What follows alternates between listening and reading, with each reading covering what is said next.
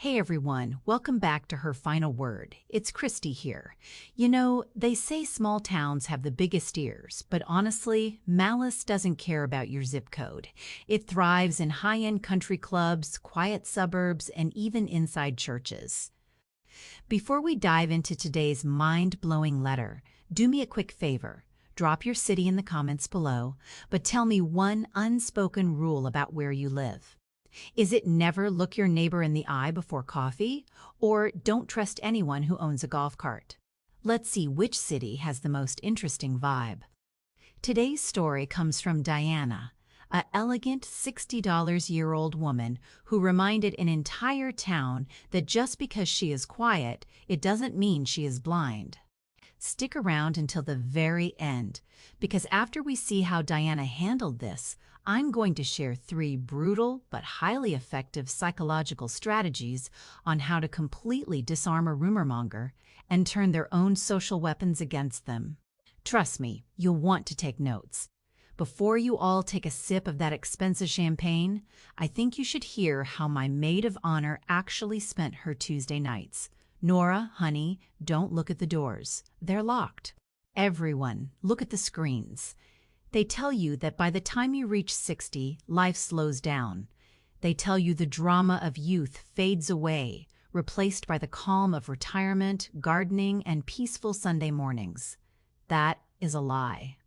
The drama doesn't disappear, people just get better at hiding it behind expensive veneers and polite smiles. My name is Diana. At 60 thrillers, I thought I had figured life out. I ran a successful boutique interior design firm, kept my circle small, and after losing my first husband to cancer a decade ago, I had finally found love again. His name was Owen. He was $65, a retired corporate attorney with a laugh that could fill a room and a gentle demeanor that made me feel safe. We had been dating for 3 years when he took me to the coast, knelt down on a rocky pier, and asked me to spend the rest of my days with him. I said yes, of course. My diamond ring wasn't just a promise of marriage, it felt like a badge of survival. My closest friend or so, I thought, was Nora. Nora and I had known each other since our 30s. We went through divorces together, raised our children in the same neighborhood, and shared countless bottles of Pinot Noir on my patio. Nora was 60 lower cells, single, and carried herself with an air of desperate youthfulness. She was the kind of woman who always needed to be the center of attention. When Owen and I got engaged, Nora cried, hugged me tightly, and immediately volunteered to be my maid of honor. "You deserve this, Di," she whispered in my ear that night. "You've suffered enough." I believed her. I didn't notice the way her eyes lingered on Owen's hands when he poured her a drink.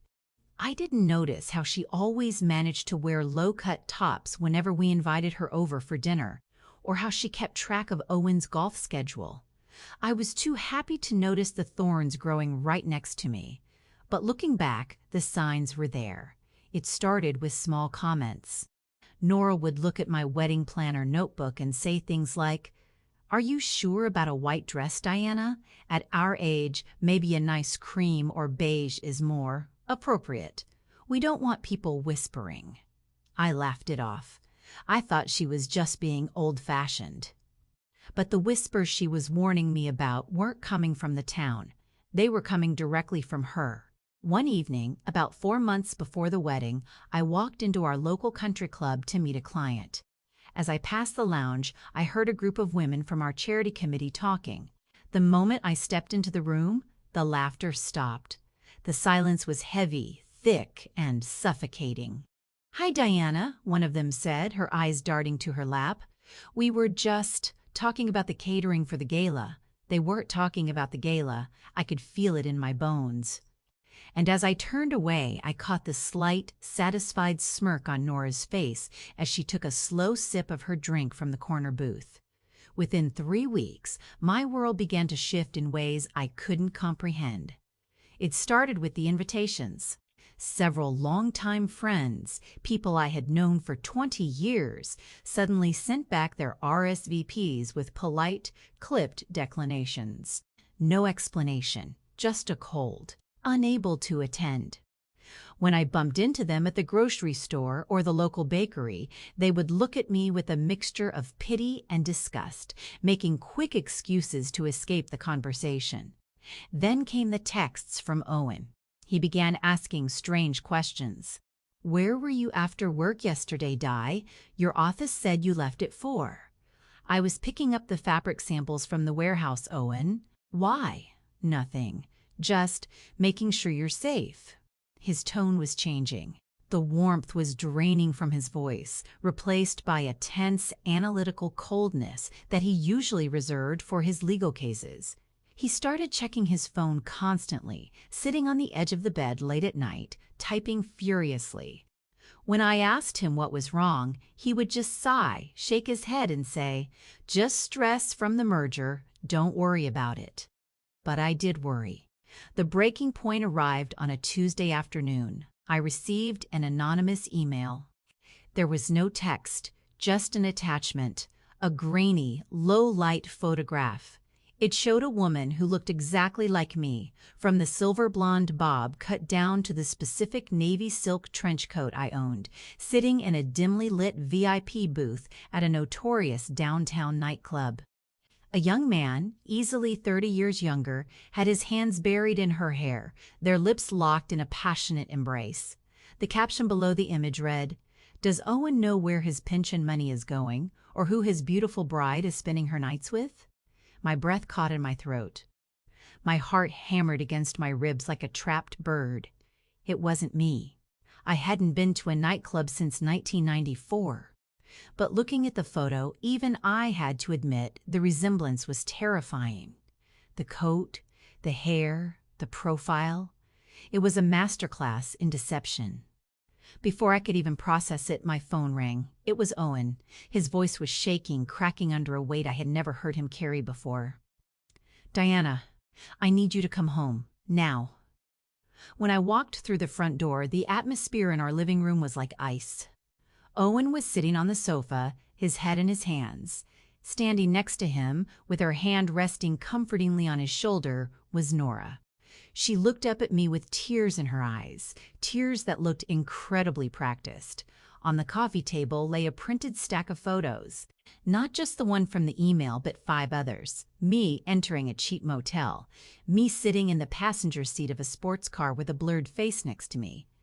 "Owen," I gasped, rushing forward. "This isn't real." "I don't know who this is, but it's not me." "Diana, please," Nora sobbed, stepping between us. "Don't lie to him anymore. It's breaking him. I tried to defend you, I really did." When the girls at the club started showing me these, I told them it was a mistake. But there are too many. Owen deserves the truth. Owen looked up at me, his eyes bloodshot and filled with a devastating sense of betrayal. "The coat, Diana. I bought you that coat for your birthday. And the silver bracelet. It's right there in the picture." "Anyone can buy a coat, Owen. Look at me." "Look into my eyes! Have I ever lied to you?" I pleaded, reaching out for him. He pulled back, his silence louder than any scream. He didn't believe me. The poison had already entered his veins, and Nora was holding the syringe. That night, Owen asked me to sleep in the guest room. For the next 2 weeks, I lived in a living nightmare. Our mutual friends completely stopped calling. The caterer for our wedding suddenly demanded the full balance in advance, citing reputational risks if the event was canceled last minute. Everywhere I went, the air was thick with malice. I was the aging, desperate woman cheating on her honorable fiancé with young boys. A gold digger. A fraud. Nora became Owen's shadow. She brought him dinners. She checked in on him. She helped him handle the wedding details because I was supposedly too overwhelmed with guilt.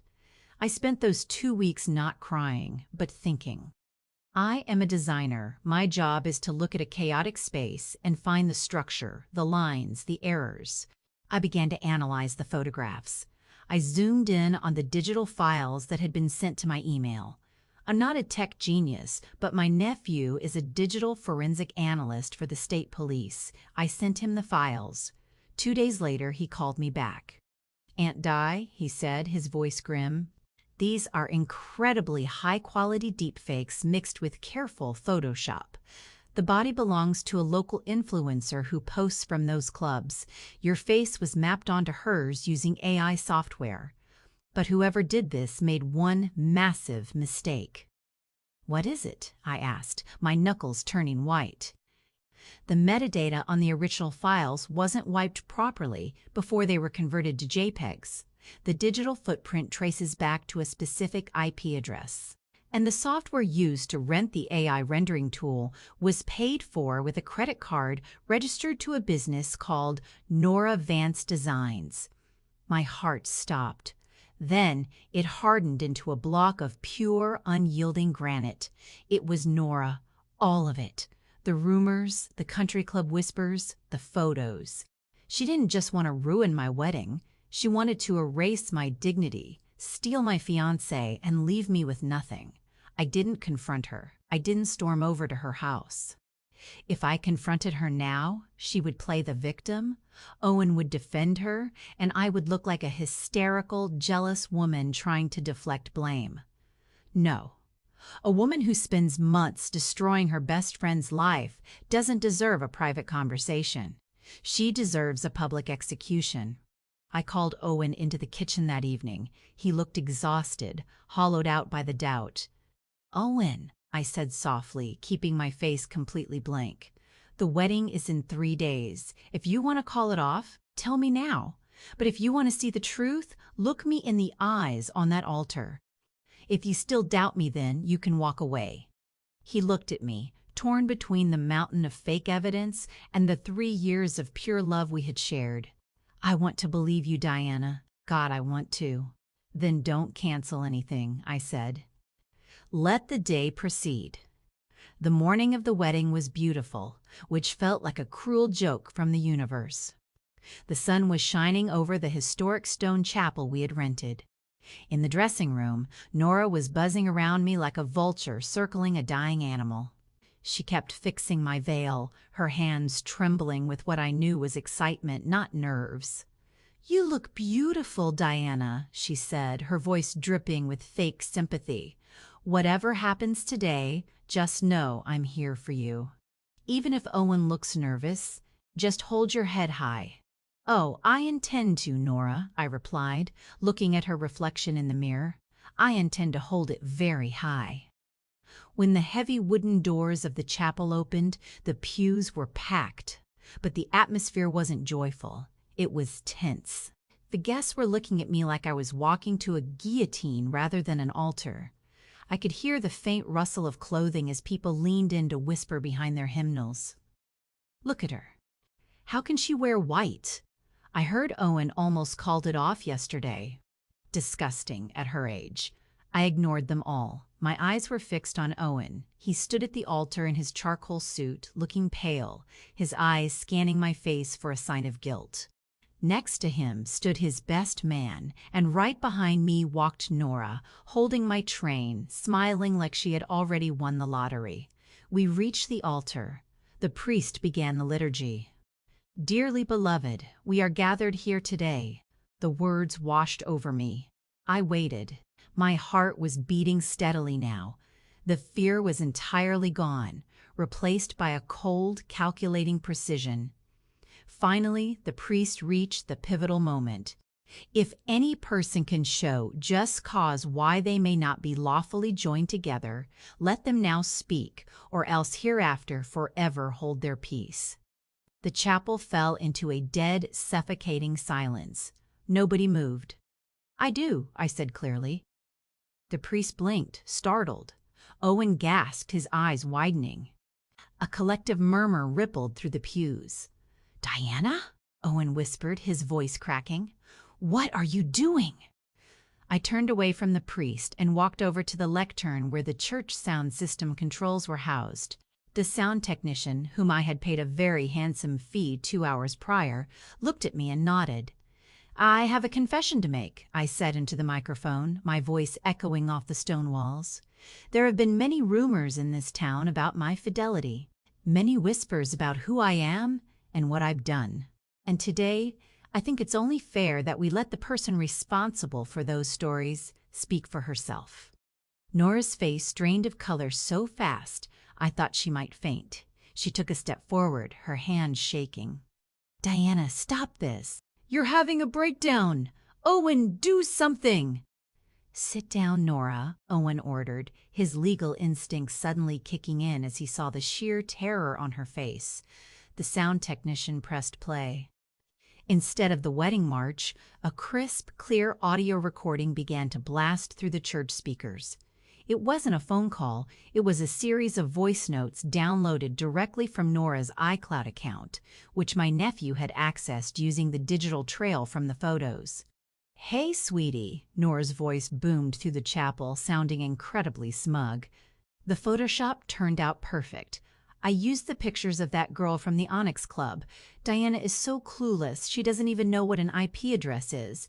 Owen is completely devastated. He's leaning on me for everything now. Another 2 weeks of this, and he'll call off the wedding, and I'll be the one comforting him in his bed. That old bitch doesn't deserve him anyway." The church went so silent you could hear the wax dripping from the candles. Then another voice note played. "I sent the anonymous emails to the charity board today. They're already icing her out. It's hilarious how easy it is to destroy a reputation in this town. All you need is a little tech and a lot of idiots willing to believe the worst." The guests in the pews, the very people who had whispered about me, who had turned their backs on me, looked like they had been struck by lightning. The women from the country club buried their faces in their hands. Nora was hyperventilating, backing away toward the altar steps. "It's AI! That's fake! She made that up to frame me." I walked back to the center of the altar, looking down at her from the top step. I calmly reached out, took the maid of honor bouquet from her trembling hands, and tossed it onto the floor at her feet.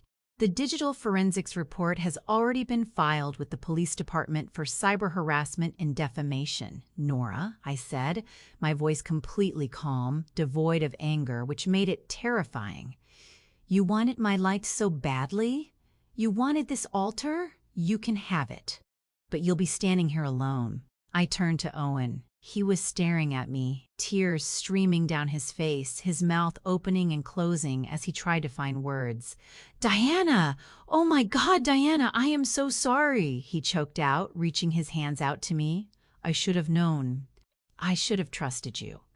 I looked at his hands, then looked up into his eyes. "You should have, Owen," I said softly, "but you didn't. You let her poison your mind. You looked at those ridiculous photos and you doubted 3 years of my devotion. You chose to believe the gossip over the woman you claimed to love." "Diana, please." "The wedding is off," I announced, turning to the entire congregation. "Thank you all for coming.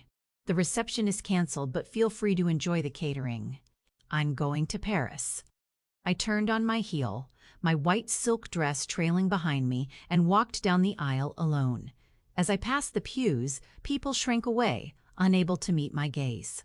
I held my chin high, the heavy wooden doors opening before me, letting in the bright, clean afternoon sun. I had lost a fiancé and I had lost a friend, but I had won my dignity back, and that was worth more than any diamond ring. The fallout was spectacular. Nora resigned from the charity board within 48 hours and put her house on the market a week later. The public shame was too heavy for her to bear. The very social circle she had weaponized against me completely ostracized her. Nobody wanted to be friends with a woman who could digitally clone her best friend to ruin her life. She became a pariah, leaving the town under the cover of darkness. Owen tried to contact me for months. He sent flowers, he wrote letters, he even showed up at my office begging for forgiveness. But some cracks are too deep to mend. Every time I looked at him, I didn't see the man I loved. I saw the man who sat on the couch and let another woman call me a liar. I sold my boutique firm, bought a small cottage by the sea, and started fresh. At 63, I realized that peace isn't the absence of conflict. Peace is the ability to stand in the middle of a storm, knowing exactly who you are and watching the wind blow the garbage away. Wow, just wow. Diana. If you are listening to this, I am bowing down to you right now.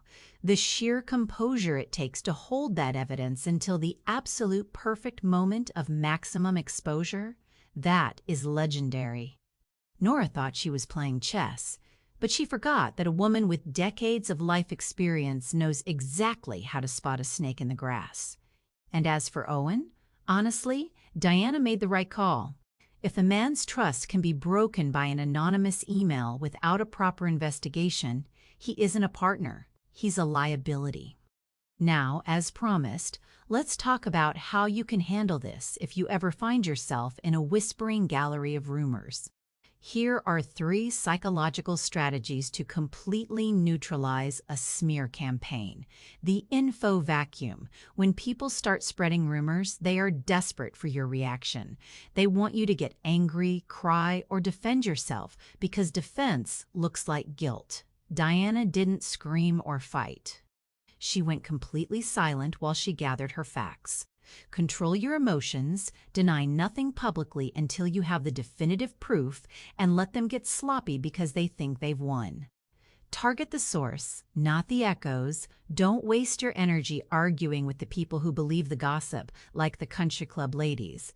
They are just sheep. Focus entirely on finding the origin of the lie. Once you expose the puppet master, the entire illusion collapses automatically. The radical exposure. A lie only has power in the shadows. When you bring it into the absolute brightest light, whether that's a church sound system or a group chat screenshot, the lie evaporates, and the liar is left completely exposed. Never apologize for defending your name aggressively. So, let's open up the floor. If you were in Diana's shoes, would you have given Owen a second chance after he saw the truth? Or do you think his lack of immediate trust was unforgivable? And have you ever had a best friends turn out to be your worst enemy? Let me know in the comments. Don't hold back, and I'll see you in the next story. Bye!